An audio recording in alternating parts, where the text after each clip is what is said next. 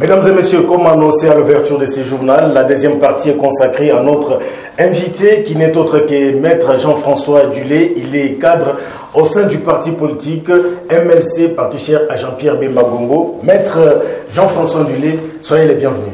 Merci pour l'invitation, Maître Jean-François Dulé, au cadre du MLC, secrétaire national adjoint aux affaires extérieures. Merci pour cette invitation. Je suis à vous. Oui, merci d'avoir répondu à l'invitation de la rédaction de Molière Télévision. Je vous en prie. Aujourd'hui, nous sommes le 16 janvier 2023. Cela fait 22 ans jour pour jour que mourait le président, l'ancien président de la République démocratique du Congo, je peux dire le troisième président de la RDC, Laurent Désiré Kabila. Comment avez-vous trouvé aussi les circonstances de son assassinat et aussi les traces laissées par Mosé Laurent Désiré? Circonstances déplorables pour un acteur politique majeur, RDCien, de quitter la scène politique de la sorte parce qu'il a été assassiné. Vous n'êtes pas sans savoir, c'est parmi nos héros nationaux. Donc il a été élevé au rang d'un héros national parce qu'il a eu à démontrer son sens de patriotisme, le dévouement pour l'intérêt de la République. Là, je ne saurais pas redire, la population en sait quand même quelque chose, mais le sort de l'histoire a voulu nous arracher brutalement et un peu tôt, sincèrement, le digne fils, un des dignes fils de la République démocratique du Congo. En tout cas, paix à son âme, mais je crois qu'il y a de ceux-là qui sont en train de pérenniser sa vision politique, puisque vous n'êtes pas sans savoir qu'il y a des kabylistes, mais moi, au-delà du kabylisme, le président Mosé Kabila a eu à me marquer parce que j'étais assez jeune, sincèrement, par son sens de dévouement, son sens patriotique assez élevé, jusqu'à aller donner sa vie quant à ceux. Sincèrement, donc nous ne pouvons que applaudir, encourager. C'est un exemple pour la jeune génération, hein, sincèrement, la génération montante en République démocratique du Congo. Voilà, merci beaucoup pour votre argumentaire. Il y a aussi cette question d'actualité. La démission de Richard Mouyej-Manguez-Mans au poste du gouverneur des provinces du Lualaba, 2 ans après, alors qu'il avait été déchu par l'Assemblée provinciale de cette province cobaltifère. Comment avez-vous trouvé 2 ans après, alors que la confiance lui a été retirée il y a de cela plus d'1 année et 6 mois? Quoique tardivement, mais sincèrement, cela devrait arriver dans l'esprit du respect de la Constitution, c'est-à-dire qu'il s'est conformé au texte. Si on voulait rester textuel, la Constitution dit d'ailleurs dans les 24 heures, nonobstant un recours judiciaire, le gouverneur Mouyej-Manguez-Mans, qui a été le patron de l'exécutif du Lualaba, devrait tirer les conséquences de la motion de censure initiée contre lui par l'organe délibérant de la province du Lualaba, puisque la motion de censure a été votée, il devrait que démissionner. Mais il a eu à prendre le temps, je ne sais pas pourquoi, il a des raisons, il a ses raisons, mais voilà que finalement, cette démission arrive, mais avec une bourde, hein, en principe. Il devrait présenter sa démission, la correspondance que j'ai eu à lire. Le gouverneur Mouyej a présenté sa démission au lieu de présenter la démission du gouvernement provincial. S'il voulait être textuel, constitutionnel, légal, l'esprit de la Constitution dit que à partir du moment où la motion de censure est passée et est votée, le gouverneur de province dépose sa démission auprès du président, en fait, dépose la démission du gouvernement provincial et non sa démission propre auprès du président de la République. Mais cela a la même conséquence, hein, sincèrement, le gouvernement provincial est censé être démissionnaire. Donc, la CENI devrait prendre la balle au bon pour se conformer au texte et organiser les élections à bonne date pour que nous ayons un nouveau exécutif provincial au sein de la province du Lualaba en vue de la bonne marche des institutions provinciales. J'ai cité le gouvernement provincial. Alors, Maître Jean-François Dulé, certaines personnes estiment qu'organiser encore un scrutin pour les gouverneurs des provinces à cet instant, ce n'est pas nécessaire parce que nous tendons vers les élections générales. Comment vous trouvez aussi cette version des faits? Ce n'est pas nécessaire comment? Ce n'est pas une république bananière. Réaction constitutionnelle, la République démocratique du Congo se veut un état de droit, d'après l'article 1er de la Constitution, si je ne m'abuse. Mais j'ai la Constitution, l'article 198 est clair quant à ce. Sincèrement, j'escamote les alinéas en prélude. Les membres du gouvernement provincial peuvent être collectivement ou individuellement relevés de leurs fonctions par le vote d'une motion de censure ou de défiance. Et l'alinéa in fine, dans ce cas, la Commission électorale nationale indépendante organise l'élection du nouveau gouverneur dans un délai de 30 jours. En principe, et la CENI et les organes de la République démocratique du Congo devraient rester textuels, constitutionnels, légaux, c'est-à-dire respecter la Constitution. En dehors de cela, vivre en marge de la Constitution, c'est diriger la République démocratique du Congo ou mener la République démocratique du Congo vers une dérive. À mon avis, on doit organiser les élections pour qu'on ait des animateurs au sein, en fait, l'organe exécutif provincial légal et légitime, à mon avis. Sincèrement, et le texte le prévoit, la Constitution le prévoit. Il y en a qui estiment que derrière cette démission de Richard Mouyej, il y aurait des pressions politiques. Alors, quoi de plus normal en politique, mais ça, ce serait entrer dans des secrets d'alcôve, des secrets de chambre. En politique, je vous dis, tout est permis ou tout peut arriver, sincèrement.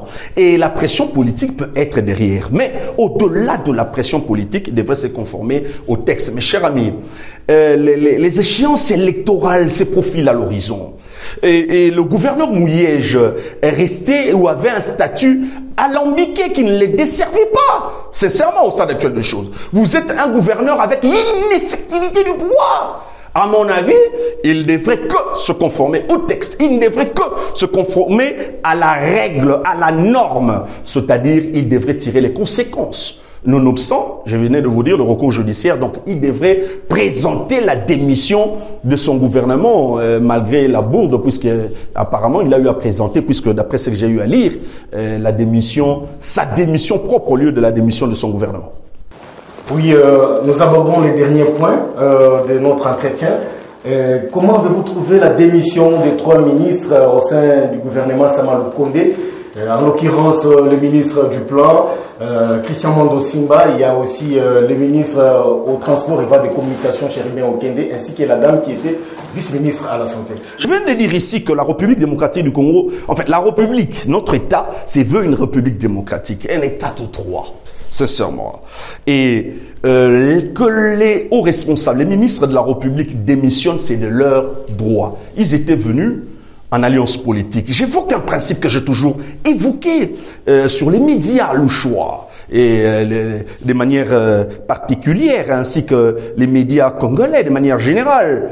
En matière d'alliance, les alliances se font et se défont au gré des intérêts en présence. À partir du moment où les ministres qui sont ensemble par ailleurs ont eu estimé que leur intérêt n'était plus dans le gouvernement congolais, ils étaient en droit de démissionner. Mais faudra-t-il encore que ces intérêts puissent corroborer avec l'intérêt majeur de la population congolaise? C'est à eux de répondre ou de nous dire ou s'ils sentent que leur démission est ou rejoint l'intérêt de la population congolaise. Mais, chers amis, allons maintenant, là c'était sur le plan de droit, mais allons maintenant, il nous présente la démission, mais à la veille des échéances électorales. Allez-y comprendre. Moi, j'aurais bien voulu que nos amis, les ministres de la République, à partir du moment qu'ils ont été responsabilisés, en démissionnant, ils devraient d'abord commencer par nous faire un bilan, nous présenter un bilan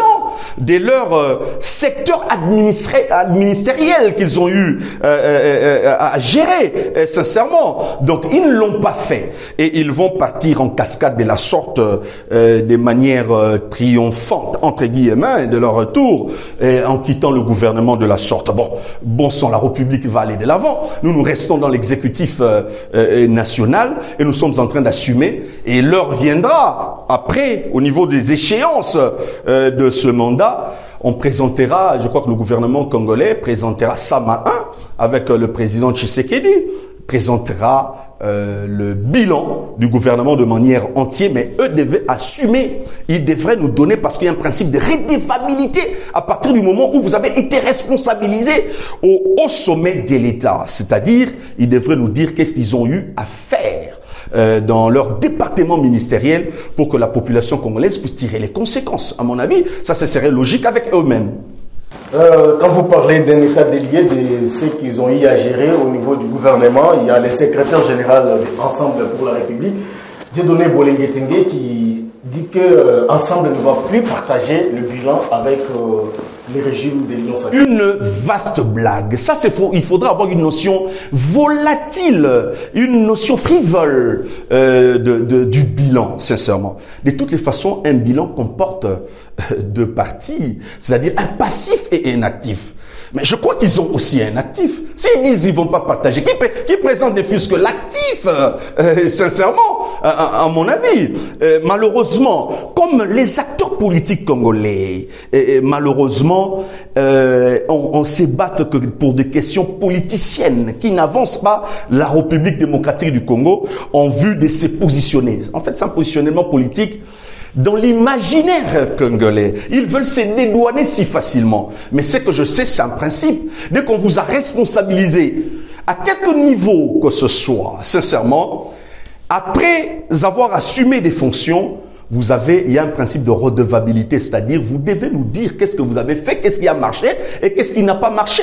C'est dédouaner et faire des déclarations que nous n'allons pas partager. Un bilan, c'est si simpliste. Et c'est prendre le Congolais pour les dindons de la farce. Les Congolais sont déjà assez mûrs. Cette façon de se dédouaner est si facile, à mon avis. Oui, la dernière question. Une sorte de coalition est en train de se former. Moïse Katumbi, Denis Mukwege, prix Nobel de la paix. Il y a Martin Fayulu Madidi et Augustin Matata Mponyo pour faire face à Félix Tshisekedi lors de la prochaine présidentielle. Comment vous avez trouvé? Avez-vous peur de voir Félix Tshisekedi tomber face à cette coalition? Quoi de plus normal? Je venais d'évoquer un principe ici. Je viens de dire, en matière d'alliance en politique, les alliances se font et se défont au gré des intérêts en présence.